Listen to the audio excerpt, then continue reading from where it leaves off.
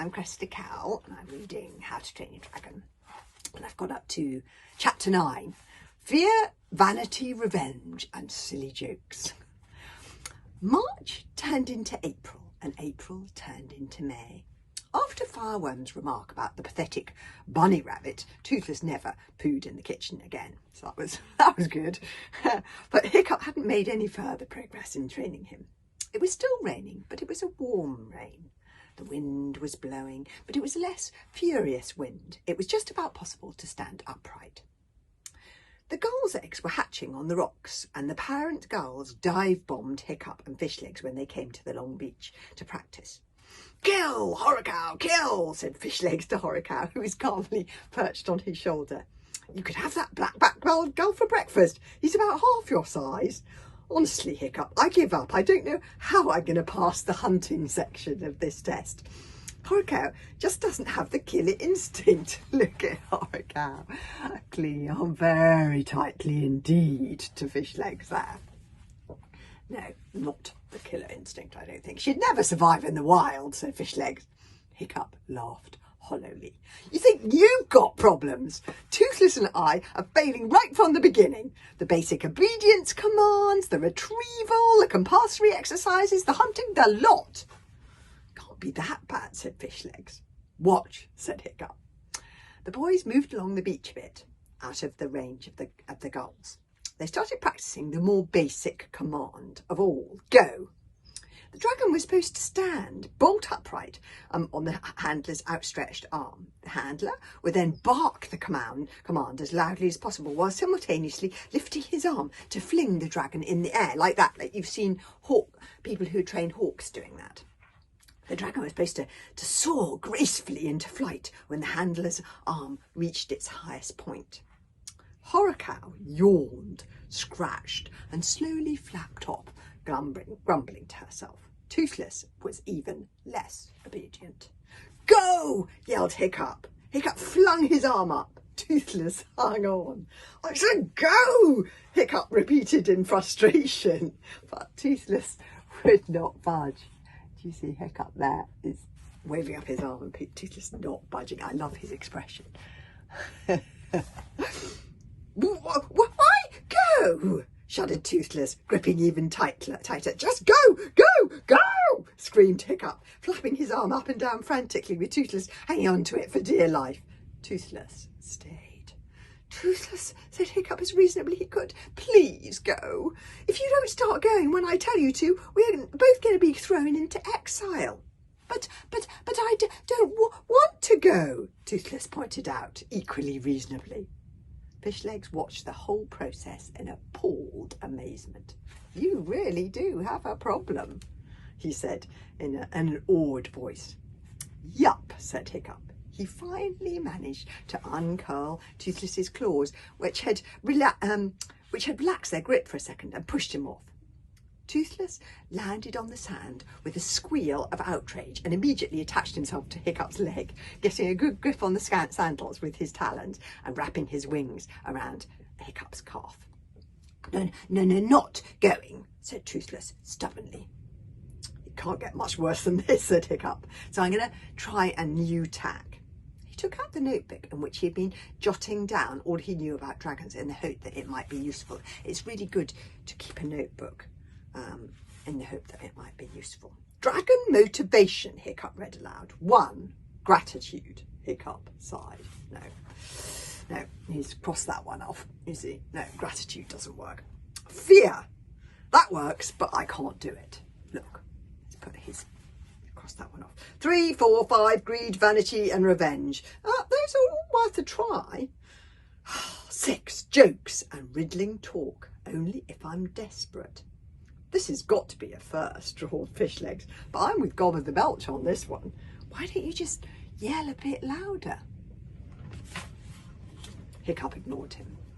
"Okay, Toothless," said Hiccup to the little dragon who was pretending to be asleep as he held on to Hiccup's leg.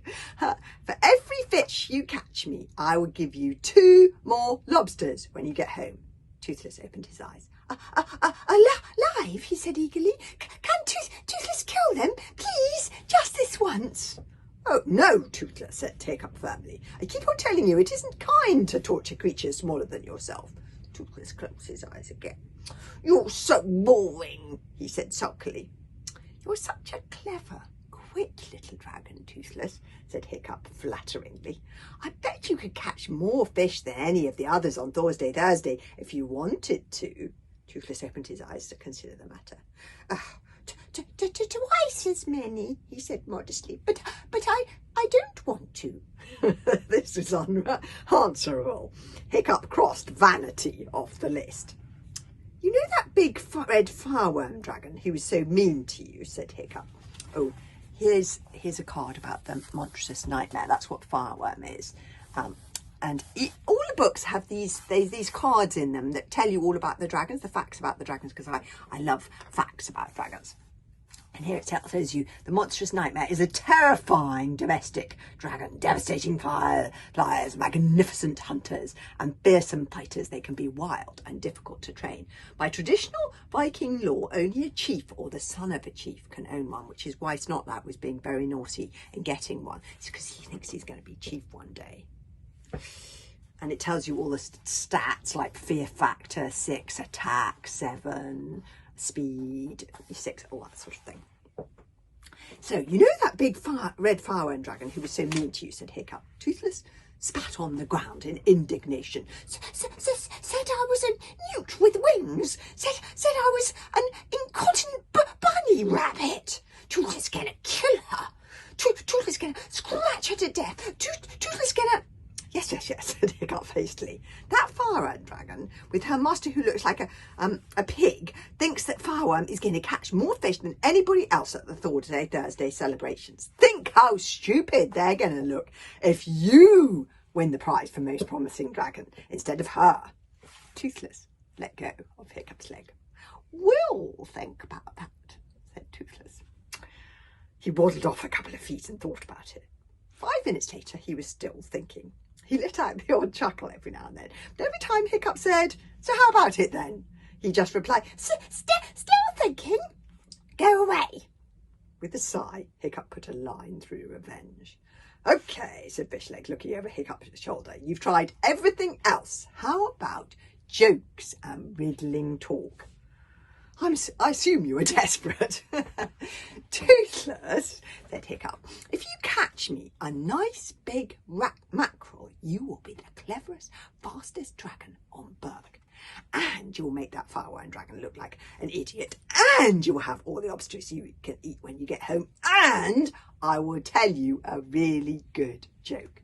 Toothless turned round. Toothless loves jokes. He flaps onto Hiccup's arm again. All right, Toothless help you, but not because me being nice or anything yucky like that. Oh, no, said Hiccup. Of course not. Us dragons are cruel and mean, but we do love a joke. Tell me now. Hiccup laughed. Oh, no way, after you bring me a mackerel. Okay then, said Toothless. He jumped off Hiccup's arm into the air. A dragon hunting is a very impressive sight, even a little one, infant one, like Toothless. He flew across the beach in his usual untidy, lopsided fashion, shrieking a few insults along the way at any cormorants that looked smaller than him. But as soon as he reached the sea, his Toothless seemed to grow up a bit. The sea awoke in him in some ancestral memory of the great pedigree hunting monsters that were his forefathers. He spread out his wings like a kite and flew fairly swiftly over the surface of the choppy waves, keeping his body and wings steady as he searched for the movement of fish. He spotted something and soared upwards in circles until he was so high that Hiccup, craning his neck backwards on the beach, could only just see him as a tiny speck. The speck was motionless for a second, and then Toothless dived, his wings folded by his sides, dropping like a stone out of the sky. He disappeared into the water and was gone for quite a while. Dragons can stay underwater for at least 5 minutes if they want to, and Toothless got quite distracted under there, chasing one fish and then another, unable to decide which was the biggest. Hiccup had got bored and was looking for oysters when and Toothless came bursting triumphantly out of the sea carrying a small mackerel. He dropped the mackerel at Hiccup's feet, did 3 somersaults in a row, and landed on Hiccup's head. He let out the dragon's cry of triumph, which is a bit like a rooster crowing, but a lot louder and more self-satisfied. Cock-a-doodle-doo! Cock-a-doodle-doo! Then he leant over and stared into Hiccup's eyes upside down. Now tell me a joke, said Toothless. Whimpering Woden, said Hiccup. He did it, he really did it. Tell me a joke, said Toothless again. What's black and white and red all over? Asked Hiccup. Toothless didn't know. A sunburnt penguin, replied Hiccup. It was a very old joke, but apparently it hadn't made it to Wild Dragon Cliff. Toothless thought it was hysterically funny. He flew off to catch more fish so he could hear more jokes. It was an enjoyable afternoon.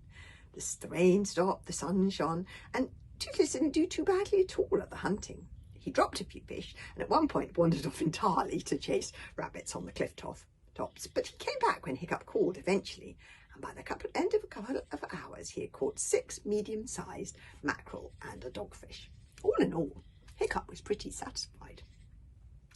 After all, he said to Fishlegs, it's not like I'm expecting to win the prize for most promising dragon or anything. All I need is to show that Toothless is basically under my control and for him to catch a few fish. We'll make fools of ourselves compared to Snotlout and his beastly hunting legend, Farworm, but at least we'll have passed initiation.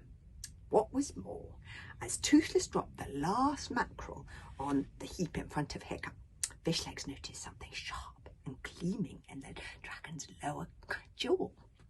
Toothless has got his first tooth, said Fishlegs. It seemed a very good omen. As they staggered home, they passed old Wrinkly, who had been sitting on a rock watching them for the past couple of hours. Very impressive, wheezed old Wrinkly, as the boys showed him the fish wrapped up in Hiccup's cloak. We reckon Hiccup really might pass the final initiation test on Thursday, said Fishlegs excitedly. So you're still worrying about that piddly little test, are you, Hiccup? Said old Wrinkly. There are larger concerns, you know. There's a ginormous storm brewing up, for instance. It should hit us in about 3 days.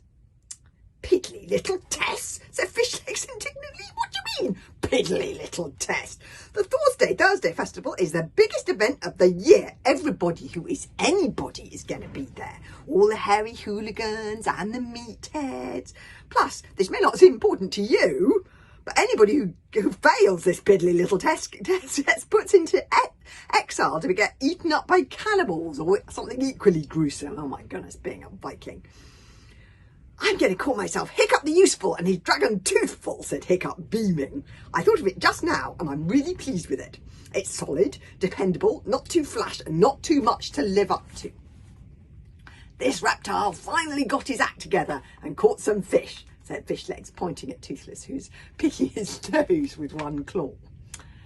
Incredible though it may seem, Hiccup may pass this test after all. Oh, I think it's almost a certainty, said old Wrinkly, looking at Toothless, who is now attempting to cross his eyes and falling down in the process. Almost, repeated old Wrinkly thoughtfully.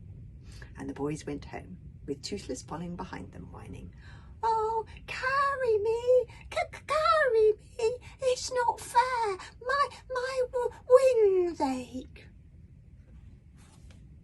So, that's the end of chapter 9, and chapter 10 is Thursday. What happened then? Maybe join me tomorrow and find out.